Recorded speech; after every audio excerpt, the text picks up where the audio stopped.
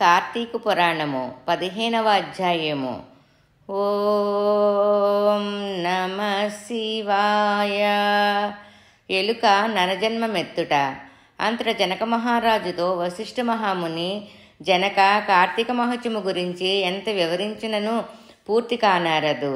కాన మరో ఇతిహాసము తెలి చెప్పెదను, సావధానుడివై ఆలకింపుము. ఈ మాసమున హరినామ సంకీర్తనలు వినుట, నాట్యము చేయుట, శివకేశవుల వద్ద దీపారాధన చేయుట, పురాణమును చదువుట లేక వినుట, సాయంత్రము దేవతా దర్శనము ముఖ్యము. వ్రతము చేసిన సాయంత్రము దేవతా దర్శనము చెయ్యలేని వారు కాలసూత్రమనిడి నరకమును పడి కొట్టమిట్టాడుదురు. కార్తీక శుద్ధ ద్వాదశి దినమున మనసారా శ్రీహరిని పూజించిన వారికి అక్షయ పుణ్యము కలుగును. శ్రీమన్నారాయణుని గంధపుష్ప అక్షంతలతో పూజించిన ఎడల, ధూప దీప నైవేద్యములు ఇచ్చిన ఎడల విశేష ఫలము పొందగలరు. ఈ విధముగా 4 రోజులు విడవక చేసిన ఎడల అట్టివారు దేవదుందములు మ్రోగుచుండగా విమానమెక్కి వైకుంఠమునకు పోవుదురు.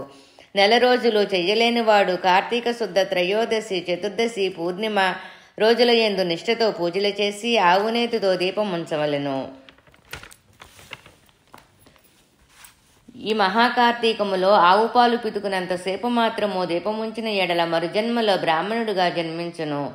ఇతరులు ఉంచిన దీపములు ఎగద్రోసి వృద్ధి చేసిన ఎడల, లేక ఆరిపోయిన దీపమును వెలిగించినను అట్టివారుల సమస్త పాపములు హరించును. అందులకు ఒక కథ కలదు, వినుమని వశిష్ఠుల వారు ఇట్లు చెప్పుచున్నారు. తర్వాత సరస్వతి నదీ తీరమున శిథిలమైన దేవాలయం ఒకటి కలదు.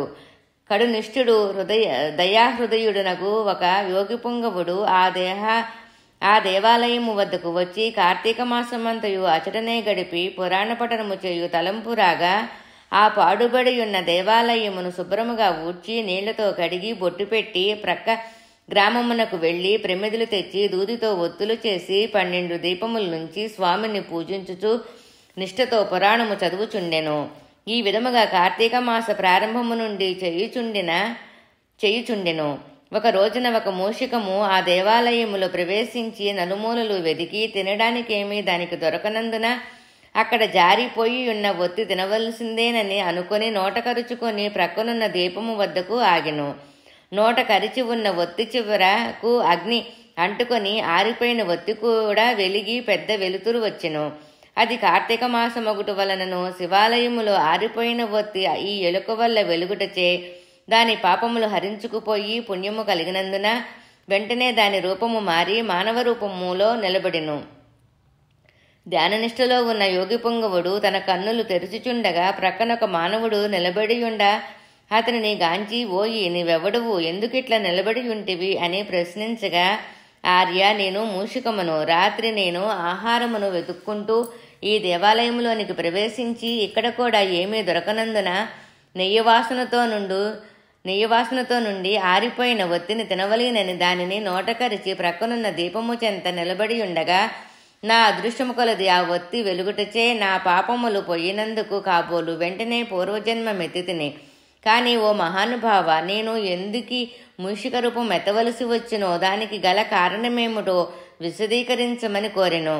అంత యోగీశ్వరుడు ఆశ్చర్యపడి తన దివ్య దృష్టిచే సర్వము తెలుసుకొని, ఓయి, క్రిందట జన్మలో నీవు బ్రాహ్మణుడువు, నిన్ను బాహ్లికుడని పిలిచెడువారు, నీవు జైనమత వంశమునకు చెందినవాడువు, నీ కుటుంబాన్ని పోషించుటకు వ్యవసాయము చేయుచు ధనాశాపరుడు వయ్యి దేవతా పూజలు నిత్యకర్మలు మాని నీచుల సహవాసము వలన నిషిద్ధానము తినుచు మంచివారులకు యోగ్యులకు నిందించుచు పరుల చెంత స్వార్థచింత కలవాడివయ్యి ఆడపిల్లలను అమ్ముకును వృత్తి చేయుచు దానివల్ల సంపాదించిన ధనాన్ని కూడబెట్టుచు సమస్త తినుబండారములను కడు చౌకగా కొని తిరిగి వాటిని ఎక్కువ ధరకు అమ్ముకొనుచు అటులా సంపాదించిన ధనము నీవు అనుభవించక ఇతరులకు ఇవ్వక ఆ ధనమును భూస్థాపితము చేసి పిసినారివయ్యి జీవించినావు. నీవు మరణించిన తర్వాత ఎలుక జన్మమెత్తి వెనకటి జన్మ పాప మనుభవించుచుంటివి. నీవు భగవంతుని దగ్గర ఆరిపోయిన దీపాన్ని వెలిగించినందున పుణ్యాత్ముడవైతివి. దానివలననే తిరిగి నీకు పూర్వజన్మ ప్రాప్తించినది.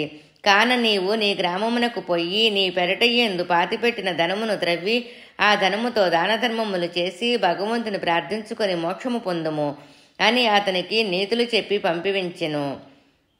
అతనికి నీతులు చెప్పి పంపించెను. 15వ అధ్యాయం సంపూర్ణం. ఓం నమ శివాయ.